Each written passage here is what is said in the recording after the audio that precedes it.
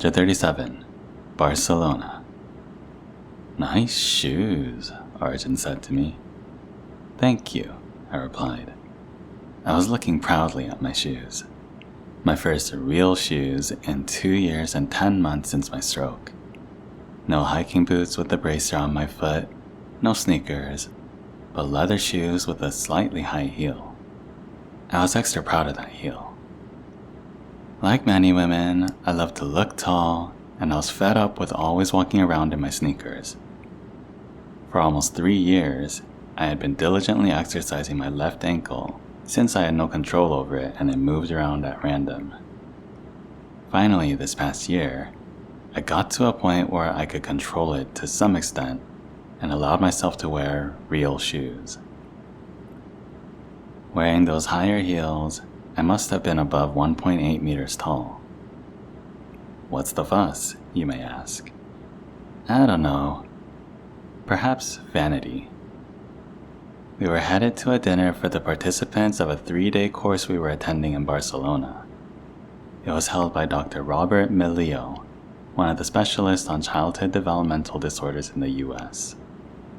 His areas of expertise include, among others, autism spectrum disorders, ADD/ADHD, OCD, dyslexia, as well as other learning disorders.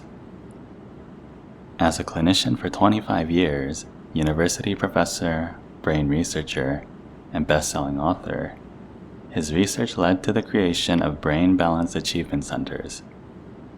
These are after-school learning centers that offer a program of brain training, exercise, simple physical exercises, skill training, and dietary advice, which it says helps children with developmental and learning disabilities. To sum it up, Dr. Milio's research is based on a wide variety of brain imbalances. For example, in the case of autism, the 2 hemispheres of the brain are not functioning in balance with each other, among other underlying mechanisms, such as neuroinflammation. There is one relatively weaker side. Stimulation of the weaker side with whole body reflex inhibition exercises involving music, laser, eye movements, vibration, and more are done in brain balance centers. These methods aim to make the weaker side stronger, a practice called hemisphere-specific approach. These children often have primitive reflexes. Primitive reflexes are reflexes infants have, such as the Babinski reflex. When you rub the bottom of a baby's foot with a small mallet, the big toe goes up and the other toes flare out. In a toddler, the reflex is already in its adult stage, so testing the reflex makes the toes curl down. Primitive reflexes reappeared in my body after my stroke, and are also seen in many other adult stroke patients. Reflex inhibition exercises, including pre-crawling, can be done to get rid of these issues. Usually, primitive reflexes are suppressed by the development of the frontal lobes as a child transitions normally to the next stage of child development.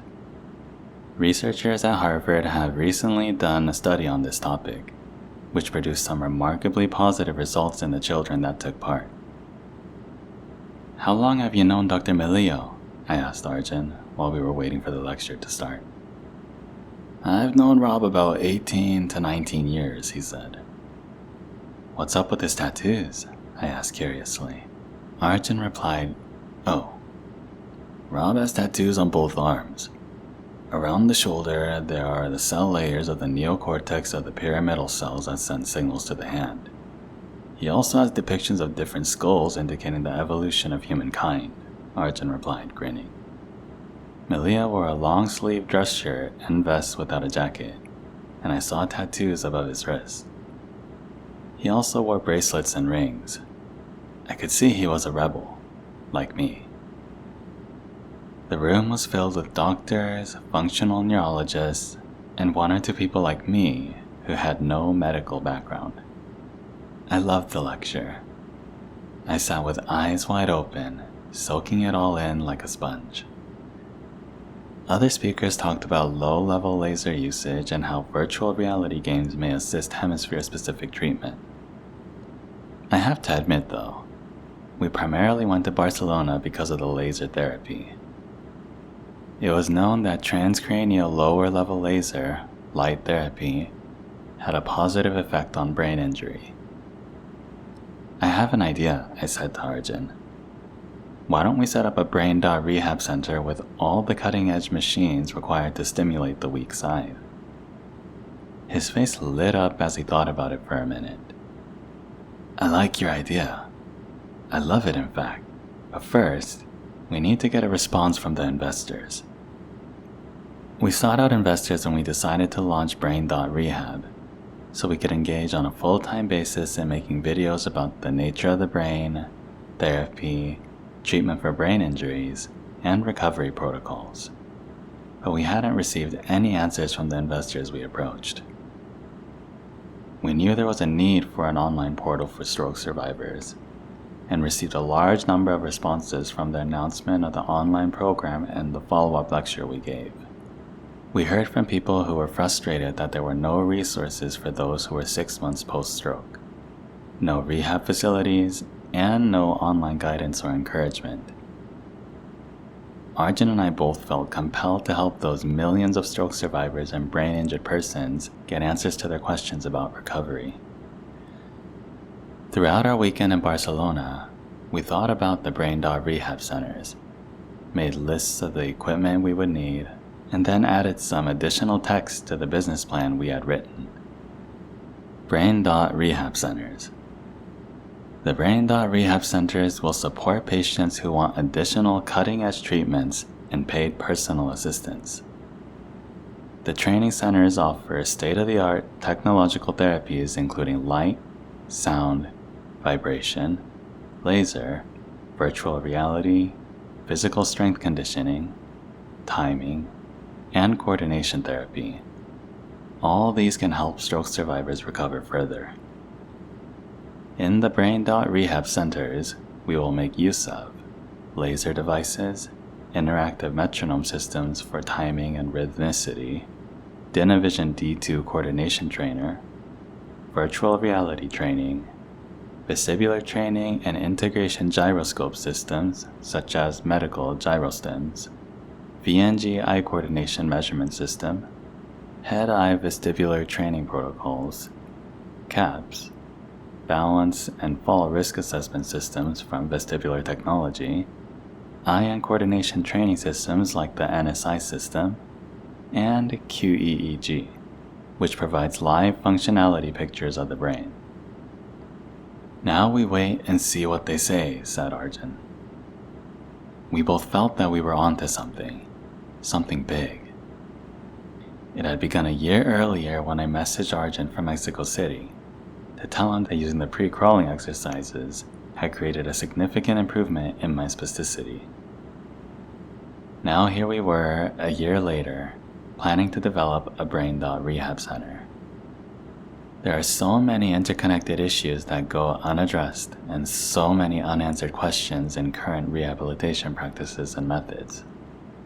We wanted to do better for stroke survivors looking for resources. Spasticity and regaining arm, leg, and speech functions are not the only things stroke survivors have to deal with. There are also other difficulties, for example, synkinesis. Synkinesis is the involuntary movement of muscles or limbs at the same time that a voluntary action takes place. I woke up one morning, approximately 2 months after my stroke. I was lying in bed and began to yawn.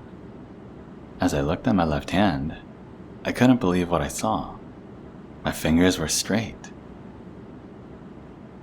The issue of spasticity affects quite a lot of people after a stroke.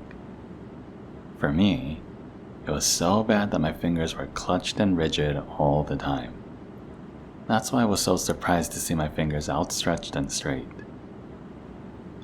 Morning after morning, I yawned, stretched, looked at my fingers, and they were straight. My son Martin asked the doctors and therapists what the relationship was between yawning, stretching, and straight fingers, but none of them at Clemendal had any explanation. I didn't discover the answer until I met Arjun. If you've had a stroke, you may have already experienced synkinesis. Wikipedia describes synkinesis as the miswiring of nerves after trauma.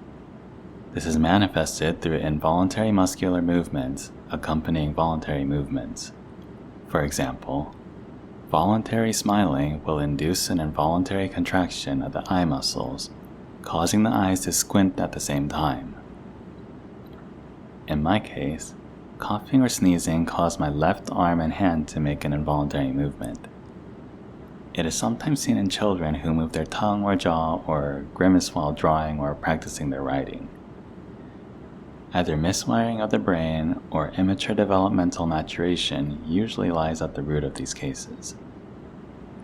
The ability to fine-tune movement is often lost after a stroke, even when the lower motor neuronal pools, groups of neurons that process information, that send signals to the muscles at the brainstem level and spinal cord level are intact.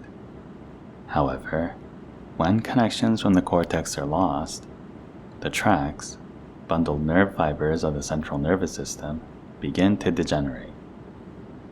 Nearby tracts that control facial or throat muscles can prompt a spillover signal that creates an incorrect facial or throat connection to arm and hand muscles. You might laugh and see your hand or arm move at the same time. There are literally hundreds, if not thousands, of questions about issues like this after you've experienced a stroke. We really needed support to create a platform that could provide these insights to brain-injured people. One Friday in February, I was sitting at Arjun's house, still working on the business plan. We had each worked hard on it, inserting as much detail as possible and coming up with additional ideas about how we could improve it. We had already met with 2 potential investors, and it was a pleasant and productive meeting. We learned they receive approximately 600 proposals each year, and perhaps a tenth of them made it far enough to be granted a meeting. They gave us a short list, a handful of things that were not clear about our business plan. Then on February 15th, I got a phone call from one of the investors. I put the phone on speaker so Arjun could hear what was being said. "Hello, Linda. I have some good news to tell you. We will support your company, Rehab. We think it's an awesome company, and we also think that you're going to help a lot of brain-injured patients." Woohoo! I couldn't contain myself. "Is it really true?" I said. Thank you. Tears were flowing down my cheeks. Arjun was smiling. He hugged me and said, "This is going to be big. I can feel it."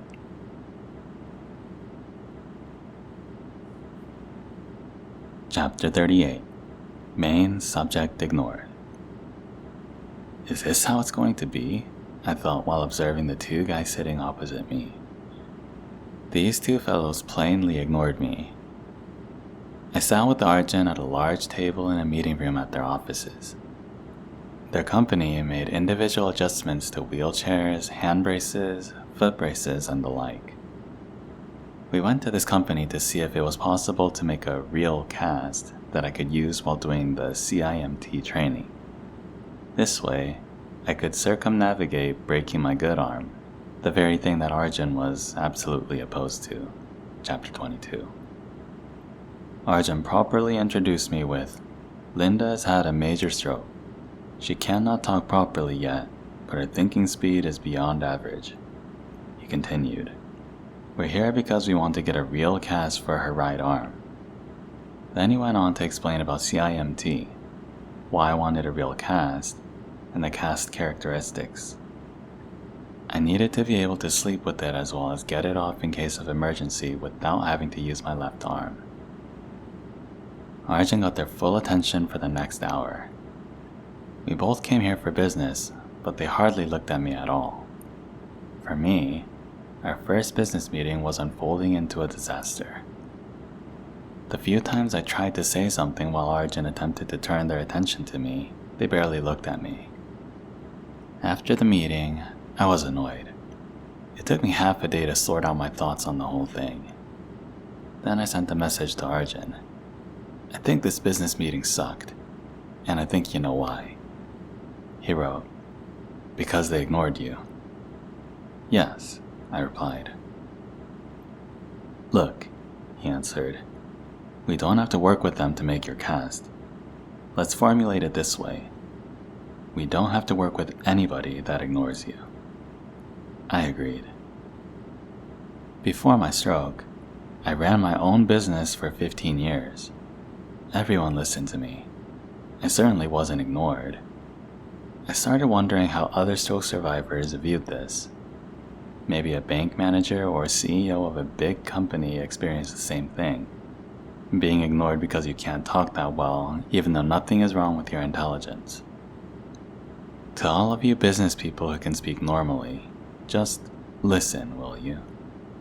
Just because somebody is having difficulty talking, don't ignore them. They may have the most valuable opinion of everyone, if you take the time to listen. We never got the cast from them, but I will still get one for sure. I did have a normal brace, however, on my right arm when I did the Constraint-induced movement therapy, CINT, that Arjun designed for me. He can best describe for himself how we came about designing our first CINT program and contributed to the rest of this chapter. I asked Linda, do you know about CINT? We were chatting over FaceTime. Yes, I do, Linda answered. It is very intense and requires you to use your paretic arm instead of your good arm. I have an appointment at St. Martin's Clinic to see if I can start a constraint-induced movement therapy program. Awesome, I said. It is one of the few therapies that have proven to be very effective in improving arm and hand function. Not long after this conversation, Linda learned that CINT was no longer offered, aside from a modified version given during the first months of rehabilitation therapy after a stroke or head trauma, if you were lucky, that is. No CINT was offered if you could not lift your wrist or extend your fingers by at least 10 degrees without assistance.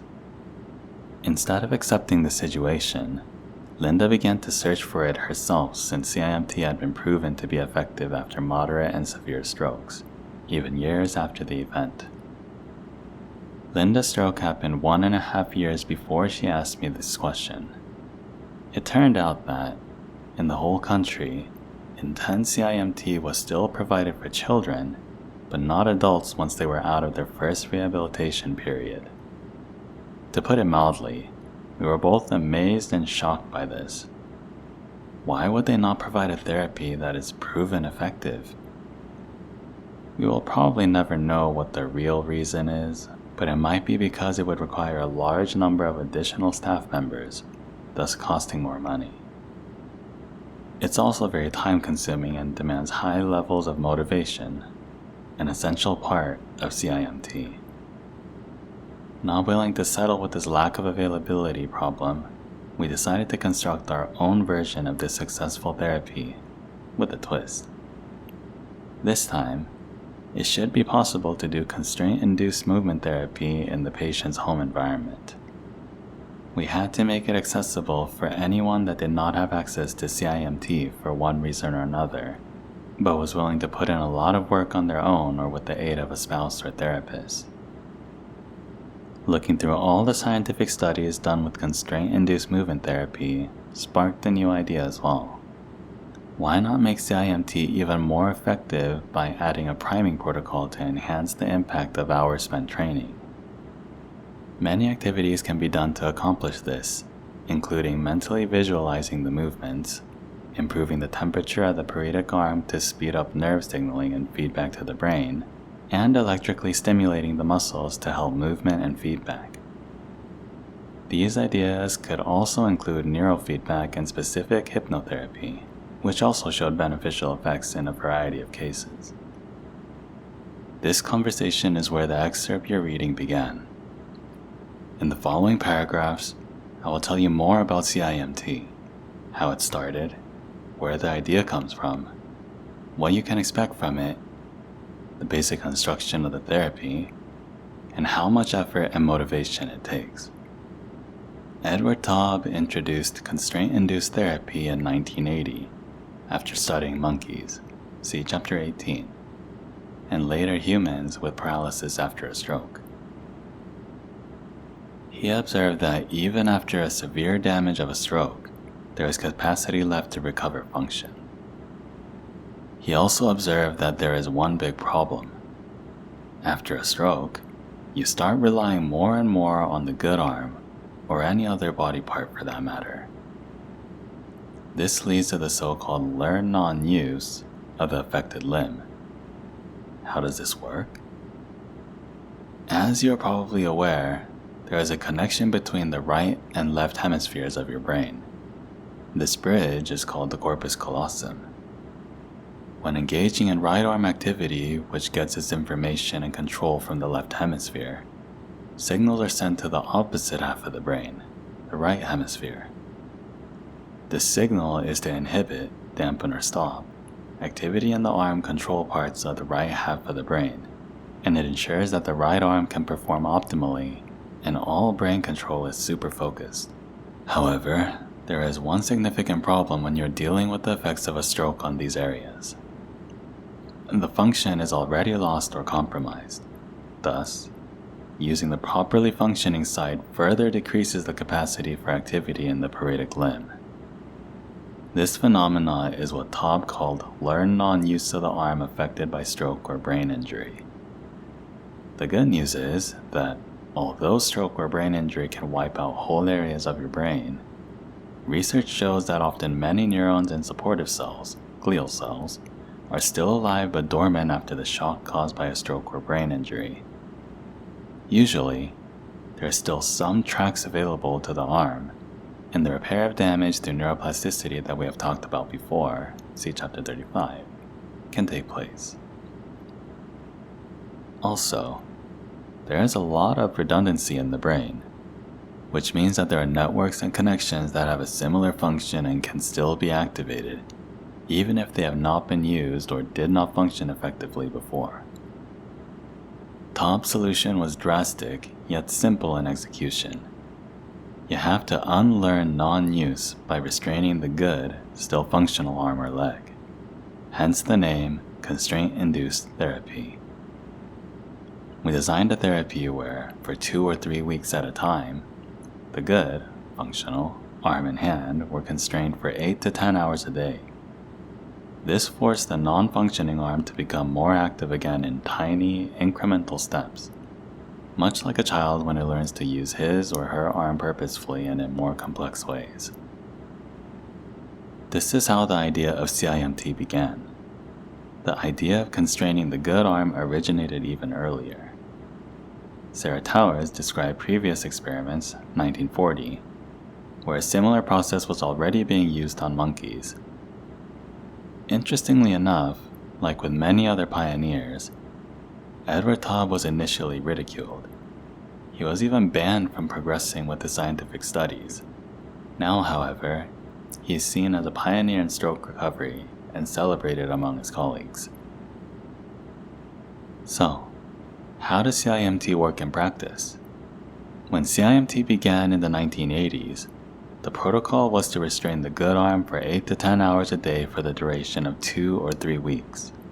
During this time, the stroke survivor consistently worked with the therapist. This often meant concentrated periods with a therapist in the rehab center. How severely the spastic or paretic arm was affected determined the type of exercise that was carried out.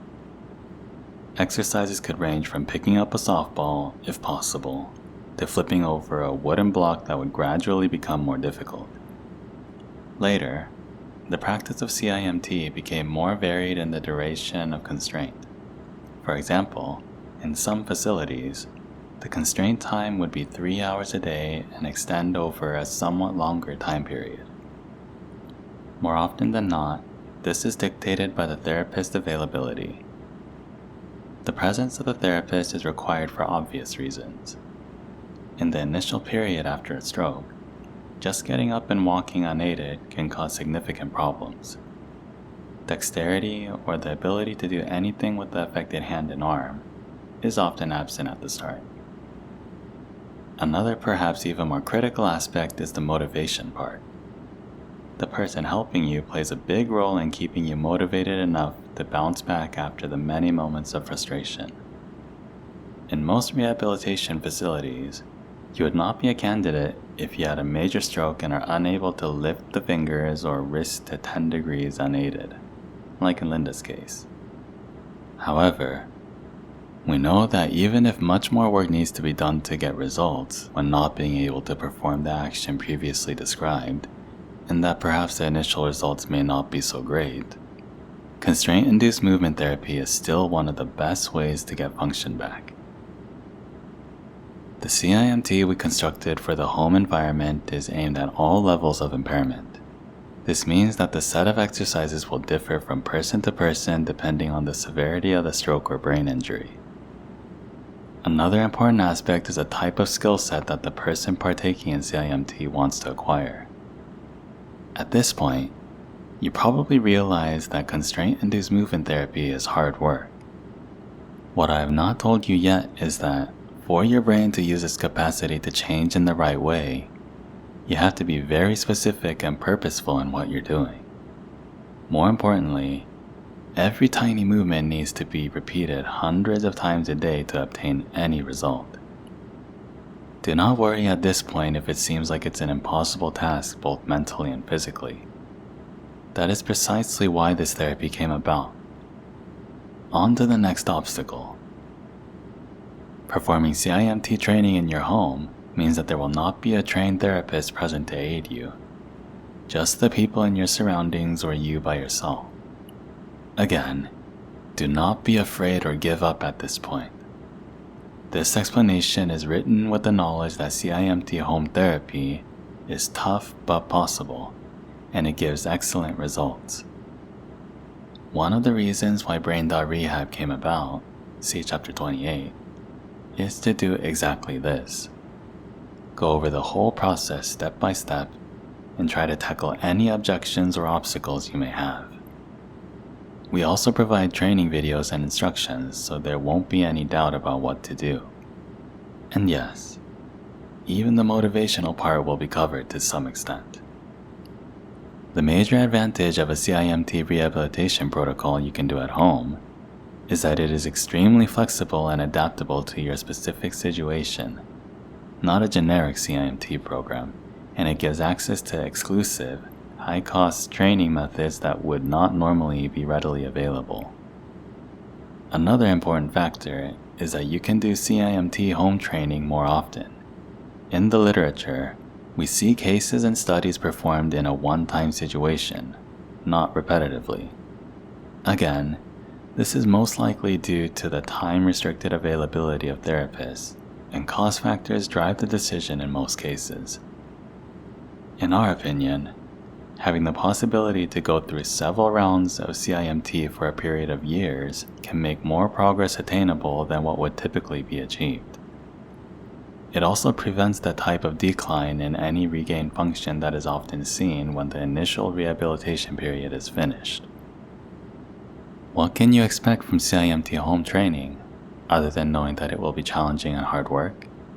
First of all, you cannot see this form of therapy as a cure-all or think that through CIMT alone you will get rid of your spasticity and be able to use your arm and hand as before. Instead, you should start by having an open mind to the possibilities it brings. You've already learned that CIMT is one of the few forms of training that gets results. These results are dependent on your effort and persistence and, probably most importantly, your level of belief that you can and will make progress. One of the reasons why Linda wrote this book is to explain why and how you can make progress after the first 6 months of initial rehabilitation. The first 6 months are just the start. Based on scientific papers on the subject and our personal experiences, not make-believe or anecdotal evidence, it is very reasonable to think that you will make progress in regaining lost function when engaging in CIMT therapy. The extent to which lost function is recovered varies from person to person. It is also dependent on many factors ranging from the amount of damage done by the stroke, to the basic circumstances you have created in your life. See previous chapters in this book. With this knowledge, we decided to give it a shot and started constructing a home protocol for Linda that closely resembled the ones used in rehabilitation centers. This meant finding exercises Linda could do. Remember, at this point, she had suffered a severe stroke that left her with very little function and feeling in the left arm and hand.